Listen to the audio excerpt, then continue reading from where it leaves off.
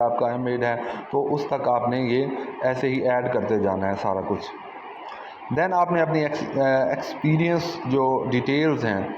experience details जो हैं वो आपने लिखनी है कि टोटल एक्सपीरियंस आपका कितना है, और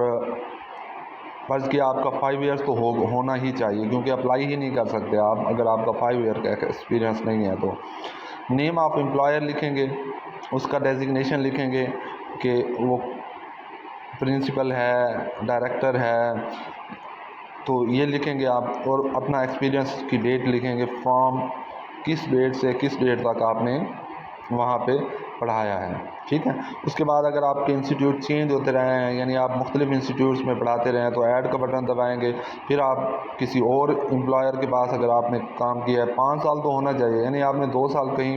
एक स्कूल या कॉलेज में पढ़ाया है, 2-3 साल किसी और स्कूल या कॉलेज में पढ़ाया है, तो आप नेम ऑफ एम्प्लॉयर चेंज